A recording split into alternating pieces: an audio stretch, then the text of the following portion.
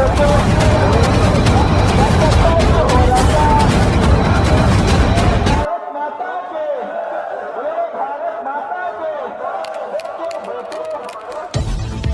ವೀಕ್ಷಕರೇ, ಸಮುದಾಯ ಟಿವಿಗೆ ಸ್ವಾಗತ. ಸಮುದಾಯ ಟಿವಿಯ ಸಹಯೋಗದೊಂದಿಗೆ ಬೆಂಗಳೂರಿನಿಂದ ಸಾವಿರಾರು ಕಿಲೋಮೀಟರ್ ಪ್ರಯಾಣ ಮಾಡಿ ಬೆಳಗಾವಿಯ ಚಳಿಗಾಲದ ಅಧಿವೇಶನದ ಸುವರ್ಣಸೌಧದ ಬಳಿ ಘನತ್ಯಾಜ್ಯ ವಿಲೇವಾರಿ ಗುತ್ತಿಗೆದಾರರನ್ನು ರದ್ದು ಮಾಡಿ ಕಾಯಂ ಆಗಬೇಕು ಎಂಬ ಬೇಡಿಕೆಯೊಂದಿಗೆ ಕರ್ನಾಟಕ ಕಾರ್ಮಿಕ ಸಂರಕ್ಷಣಾ ಟ್ರೇಡ್ ಯೂನಿಯನ್ ಅಧ್ಯಕ್ಷರುಗಳಾದ ಮಾನ್ಯ ಶ್ರೀ ತ್ಯಾಗರಾಜ್ ಹಾಗೂ ಓಬಳೇಶ್ ತಂಡ ಮುಖ್ಯಮಂತ್ರಿ ಉಪಮುಖ್ಯಮಂತ್ರಿಯ ಮೇಲೆ ಒತ್ತಡ ತರಬೇಕು ಎಂದು ಪ್ರತಿಭಟಿಸಿ ಮಾನ್ಯ ಲೋಕೋಪಯೋಗಿ ಸಚಿವರಿಗೆ ಮನವಿ ನೀಡಿದರು. ಈ ಸಮಯದಲ್ಲಿ ಕಮಲಮ್ಮನವರು ಹಾಗೂ ಕಾರ್ಯಕರ್ತರು ಪ್ರತಿಭಟನೆಗೆ ಬೆಂಬಲಿಸಿದರು. ಸುದ್ದಿ ಸಮುದಾಯ ಟಿವಿ, ಸಮುದಾಯದ ಒಳಿತಿಗಾಗಿ ನೋಡಿ ಸಮುದಾಯ ಟಿವಿ. ಆದ್ರೆ ನಮ್ಮ ಡ್ರೈವರ್ಸ್ ಲೋಡರ್ಸ್ ಮನೆ ಕಸ ತಗೊಳ್ಳಂತ ಡ್ರೈವರ್ಸ್ ಲೋಡರ್ಸ್ ಮಾತ್ರ ಇದುವರೆಗೂ ನೇಮಕಾತಿ ಇರಲಿ, ನೇರವೇತನ ಪದ್ಧತಿ ಕೂಡ ಒಳಪಡಿಸಿಲ್ಲ. ಈಗಾಗಲೇ ನಿಮ್ ಗಮನಕ್ಕೆ ಹಿಂದೆ ಒಂದ್ಸತಿ ಲೆಟರ್ ಕೊಟ್ಟಿದ್ದೀನಿ ಸರ್. ಇದುವರೆಗೂ ಯಾವುದೇ ರೀತಿನೂ ಆದೇಶ ಇಲ್ಲದೆ 7 ವರ್ಷ ಗುತ್ತಿಗೆ ಕೊಡೋದಕ್ಕೆ ತಯಾರಾಗಿದ್ದಾರೆ. ನಮ್ಮನ್ನ ಗುತ್ತಿಗೆ ಪದ್ಧತಿಗೆ ಒಳಪಡಿಸಿದೆ, ನಮ್ಮನ್ನ ನೇರವೇತನಕ್ಕಾದ್ರೂ ಒಳಪಡಿಸಬೇಕು. ಮತ್ತೆ ನಮ್ಮ ಮುಖ್ಯ ಉದ್ದೇಶ ಬಂದ್ಬಿಟ್ಟು ನೇರವೇತನಕ್ಕೆ ಒಳಪಡಿಸೋದ್ರ ಜೊತೆಗೆ IPD ಸಾಲ ವರದಿ ಕೂಡ ಜಾರಿಗೊಳಿಸಬೇಕು. ಅದ್ರ ಜೊತೆಗೆ ನಮಗೆ ದಲಿತ ಸಿಎಂ ಬೇಕೇ ಬೇಕು ಅಂತ ನಾವು ಹಠ ಹಿಡ್ತಿದ್ದೀರಿ. ನಮ್ಮ ಹಿರಿಯರೆಲ್ಲ ಯಾರಿದ್ದೀರಾ, ನಮ್ಮ ಹಿರಿಯ ಮಂತ್ರಿಗಳೆಲ್ಲ ಯಾರಿದ್ದೀರಾ, ನಿಮ್ಮ ಒಂದು ಅನುಭವ ಇರುವಂತ ಮಂತ್ರಿಗಳು ನಮಗೆ ಮುಖ್ಯಮಂತ್ರಿಗಳಾಗಬೇಕಂತ ನಾವು ಮುಖ್ಯ ಅಜೆಂಡಾಗಳನ್ನ ಇಟ್ಕೊಂಡು ಎಲ್ಲರೂ ಸೇರಿದ್ದೀರಿ ಸರ್. ಇದು ಬಹಳ ಇಂಪಾರ್ಟೆಂಟ್. SC ST ವಿದ್ಯಾರ್ಥಿಗಳು ಮ್ಯಾನೇಜ್ಮೆಂಟ್ ಅಲ್ಲಿ ಅಡ್ಮಿಷನ್ ತಗೊಂಡ್ರೆ ಅವ್ರಿಗೆ 2020ರಿಂದ ಬಿಜೆಪಿ ಸರ್ಕಾರದಲ್ಲಿ ಒಂದು ಆದೇಶ ಮಾಡಿದೆ, ಸ್ಕಾಲರ್ಶಿಪ್ ಕೊಡ್ತಾ ಇಲ್ಲ, ಹಾಸ್ಟೆಲ್ ವ್ಯವಸ್ಥೆ ಇರಲಿಲ್ಲ. ಮೊನ್ನೆ ನಾವು ಲಾಸ್ಟ್ ಸುವರ್ಣಸೌಧ ಮೀಟಿಂಗ್ ಅಲ್ಲಿ ನಾವು ಮಾದೇವ್ ಸಾಹೇಬರಿಗೆ ಮನವಿ ಮಾಡಿಕೊಂಡಾಗ ಈಗ ಅಷ್ಟೇ ಎಲ್ಲೋ AC ರೂಮಲ್ಲಿ ಕುತ್ಕೊಡುವಂತ ಅಧಿಕಾರಿಗಳಿಗೆ ಕಾರ್ಮಿಕರ ಕಷ್ಟ ಗೊತ್ತಾಗಲ್ಲ, ಬಡವ್ರ ಕಷ್ಟ ಗೊತ್ತಾಗಲ್ಲ, ಅವ್ರಿಗೆ ಒಂದು ಕಡತಗಳು ಅಷ್ಟೇ. ಆದ್ರೆ ಇಲ್ಲಿ ಜೀವನಗಳೇ ಮುಡಿಪಾಗಿರ್ತವೆ. ಇದನ್ನ ಗಮನಿಸಬೇಕು ಅನ್ನೋದಕ್ಕೋಸ್ಕರ ತೋರಿಸುವಂತ ಪ್ರಯತ್ನ ಸಮುದಾಯ ಟಿವಿ ಮಾಡ್ತಾ ಇದೆ. ಇದೇ ಒಂದು ಹೋರಾಟಕ್ಕೆ ಬೆಂಗಳೂರಿನಿಂದ ಪ್ರಯಾಣ ಮಾಡ್ಕೊಂಡ್ ಬಂದು ಕರ್ನಾಟಕ ಕಾರ್ಮಿಕ ಸಂರಕ್ಷಣಾ ಟ್ರೇಡ್ ಯೂನಿಯನ್ ರಾಜ್ಯಾಧ್ಯಕ್ಷರು ನಮ್ಮ ತ್ಯಾಗರಾಜ್ ಅವರು ಇದ್ದಾರೆ. ಅವರ ತಂಡ ಓಬಳೇಶು ಮತ್ತೆ ಎಲ್ಲರನ್ನು ಕೂಡ ಕರ್ಕೊಂಡ್ ಬಂದಿದ್ದಾರೆ. ನಮಸ್ಕಾರ ತ್ಯಾಗರಾಜ್ ಅವರೇ. ನಮಸ್ಕಾರ ಸರ್. ಜೈ ಭೀಮ್. ಜೈ ಭೀಮ್. ಇಷ್ಟು ಬಹಳ ದೂರದಿಂದ ನೀವು ನಮ್ಗೆ ಹೇಳ್ತಾನೆ ಇದ್ದೀರಿ, ಬಂದ್ರಿ ದಾರಿಯಲ್ಲಿ ಕೂಡ ಹೇಳ್ಕೊಳ್ತಾ ಬಂದ್ವಿ. ಇಲ್ಲ ಸರ್, ಹೋಗ್ಬೇಕು, ನಾವು ಮಾಡಬೇಕು, ಸಮತಾ ಸೈನಿಕದವ್ರು ಮಾಡ್ತಿದ್ದಾರೆ, ಕಮಲಕ್ಕನವ್ರು ಮಾಡ್ತಿದ್ದಾರೆ, ನಾವು ನಿಜವಾಗ್ಲೂ ಕೈ ಜೋಡಿಸ್ಬೇಕು ಅಂತ ಹೇಳಿ ಆಮೇಲೆ ಅವರ ಒಂದು ಕಷ್ಟದ ಜೀವನ ಅದನ್ನೆಲ್ಲ ಹೇಳ್ಕೊಂಡ್ ಬಂದ್ರಿ. ಈ ಒಂದು ಹೋರಾಟಕ್ಕೆ ಅಷ್ಟು ದೂರದಿಂದ ನಾನು 500 ಕಿಲೋಮೀಟರ್ ಓಡಾಡ್ಕೊಂಡ್ ಬಂದು ಯಾಕೆ ಪಾಲ್ಗೊಳ್ಬೇಕು ಅಂತ ಸರ್? ಮುಖ್ಯವಾಗಿ ನಮ್ಮ ಕಮಲಕ್ಕ ಅವ್ರು ಬಂದ್ಬಿಟ್ಟು ತುಂಬ ವರ್ಷಗಳಿಂದ ತುಂಬ ಹಳೆ ಹೋರಾಟಗಾರರು. ಎಲ್ಲೂ ಅವರು ತಾನಾಗಿ ಗುರುತಿಸ್ಕೋಬೇಕಲ್ಲ, ಕೆಲಸ ಮಾಡೋ ರೀತಿ ಅವರು ಒಂದು ಹೋರಾಟನ ಕೈಗೆಟ್ಕೊಂಡಿದ್ದಾರೆ, ಇಲ್ಲ ಒಂದು ಬೇಡಿಕೆಗಳನ್ನ ಕೈಗೆ ಎತ್ಕೊಂಡಿದ್ದಾರೆ ಅಂದರೆ ಅದು ಜನಪರವಾಗೇ ಇರುತ್ತೆ ಅಂತ ನಾವು ನಂಬಿರೋ ಅಂಥವ್ರು. ಮತ್ತು ಅದ್ರ ಜೊತೆಗೆ ಇಷ್ಟು ದೂರ ಅವರು ಕೂಡ ಎಲ್ಲ ಕೆಲಸ ಕಾರ್ಯಗಳನ್ನ ಬಿಟ್ಟು ಅವ್ರ ತಂಡನ ಅವ್ರ ಸಂಘಟನೆನ ಏನು ಸಮತಾ ಸೈನಿಕ ಸಂಘಟನೆನ ಇಲ್ಲಿ ಕರ್ಕೊಂಡ್ಬಂದು ಇಲ್ಲಿ ಒಂದು ಜನಪರವಾಗಿರೋಂಥ ಬೇಡಿಕೆನ ಮುಂದಿಡ್ತಾ ಇದ್ದಾರೆ ಅಂದರೆ ಅವ್ರಿಗೆ ಬೆಂಬಲವಾಗಿ ನಿಲ್ಲಬೇಕಾಗಿರೋದು ನಮ್ಮ ಕರ್ತವ್ಯ ಆಗಿದೆ.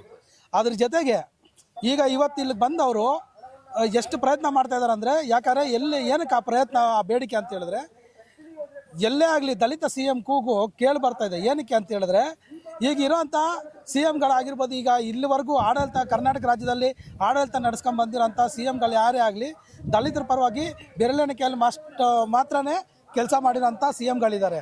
ಅದೇ ರೀತಿ ಈಗಿರೋಂಥ ವಾತಾವರಣದಲ್ಲಿ ಒಂದು ಹಂತಕ್ಕೆ ಸುಮಾರಾಗಿ ಕೆಲಸ ಮಾಡಿರೋ ಬಂದು ಸಿದ್ದರಾಮಯ್ಯ ಅವರು.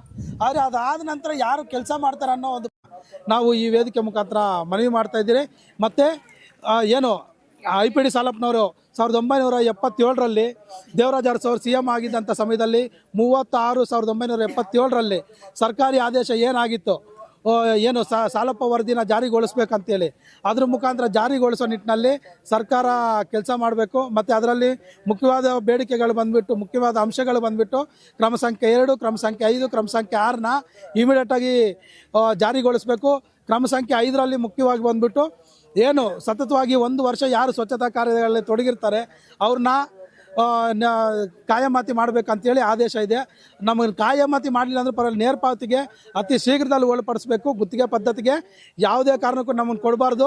ಗುತ್ತಿಗೆದಾರ ಹತ್ರ ಶಾಮೀಲಾಗಿ ಯಾವುದೇ ಕಾರಣಕ್ಕೂ ಸರ್ಕಾರ ಆಗಲಿ ಕಾರ್ಯಕ್ರಮ ವೇದಿಕೆಯಲ್ಲಿ ಮಾತನ್ನ ಕೊಟ್ಟಿದ್ದಾರೆ. ಆ ಭರವಸೆನ ಈಡೇರಿಸಬೇಕು ಮುಖ್ಯಮಂತ್ರಿಗಳು.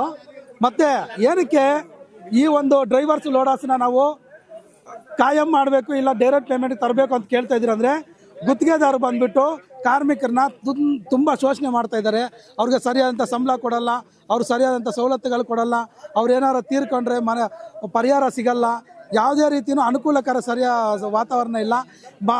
ಏನು ಪ್ರತಿ ನಗರದಲ್ಲಿ ಮತ್ತು ಪ್ರತಿ ಮನೆಗಳ ಕಸನ ಕೂಡ ಮನೆಯಿಂದ ತಗೊಂಡು ಸಿಟಿ ಔಟ್ಸ್ಕಟ್ ಬಿಸಾಕೋದು ಬಂದ್ಬಿಟ್ಟು ಕೈಯಲ್ಲಿ ಕಸನ ಡಿವೈಡ್ ಮಾಡಿ ಬಿಸಾಕೋದು, ಏನು ಕಸನ ತಗೊಂಡು ಸಿಟಿ ಔಟ್ಸ್ಕಟ್ ಬಿಸಾಕೋದು ಬಂದ್ಬಿಟ್ಟು ಮತ್ತು ಬ್ಲ್ಯಾಕ್ ಸ್ಪಾಟ್ಗಳನ್ನ ನಿರ್ಮೂಲನೆ ಮಾಡೋದು ಬಂದ್ಬಿಟ್ಟು ಏಕೈಕ ವ್ಯಕ್ತಿಗಳು ಯಾರು ಇದ್ದಾರೆ ಅಂದರೆ ಅದು ಮತ್ತು ನಮ್ಮ ರಕ್ತನ ಕುಡಿಯೋದನ್ನು ನಿಲ್ಲಿಸ್ಬೇಕಂತ ಈ ಒಂದು ವೇದಿಕೆ ಮುಖಾಂತರ ಕೇಳ್ತಾ ಇದ್ದೀರಿ. ಎಲ್ಲರಿಗೂ ಜೈ ಭೀಮ್, ಜೈ ಸಾಲಪ್ಪ. ಜೈ ಜೈ ಜೈ ಜೈ ಜೈ ಭೀಮ್. ಕರ್ನಾಟಕ ಸಮತಾ ಸೈನಿಕ ದಳದ ಹೋರಾಟಕ್ಕೆ ಕರ್ನಾಟಕ ಸಮತಾ ಸೈನಿಕ ದಳದ ಹೋರಾಟಕ್ಕೆ ಎಲ್ಲಿವರೆಗೂ ತಮ್ಮ ಸಂಘಟನೆ ತಮ್ಮ ಬೆಂಬಲಿಗರು ಸರ್, ಇಲ್ಲಿ ವಿವಿಧ ಬೇಡಿಕೆಗಳನ್ನ ಇಟ್ಕೊಂಡು ನಮ್ಮ ಸಮತಾ ಸೈನಿಕ ದಳ ಇವತ್ತು ಈ ಬೆಳಗಾಮಲ್ಲಿ ಸೇರಿದ್ದೀರಿ. ಈ ಬೇಡಿಕೆಗಳೆಲ್ಲ ಈಡೇರೋವರೆಗೂ ಮತ್ತು ಈಡೇರಿದ ಮೇಲೂ ಕೂಡ ನಾವು ಸಹ ನಿರಂತರವಾಗಿ ಈಗಾಗಲೇ ವೆಂಕಟರಾಮಣ್ಣವರು ನಮ್ಮ ಜೊತೆಯಲ್ಲೇ ಇದ್ದಾರೆ. ಏನು ಸರ್, ನಮ್ಮ ಅಕ್ಕವ್ರು ಕೂಡ ನಮ್ಮ ಜೊತೆಯಲ್ಲೇ ಇದ್ದಾರೆ. ಚನ್ನಕೃಷ್ಣಪ್ಪ ಸರ್ ಅವರು ಕೂಡ ನಮ್ಮ ಜೊತೆಯಲ್ಲಿದ್ದಾರೆ. ಅವ್ರಿಗೆ ನಾವು ಉಸಿರಿರೋವರೆಗೂ ಅವ್ರ ಜೊತೆಯಲ್ಲೇ ನಿಂತು ಅವ್ರಿಗೆ ನಾವು ಈ ವೇದಿಕೆ ಮುಖಾಂತರ ಮನವಿ ಮಾಡ್ತಾ ಇದ್ದೀರಿ.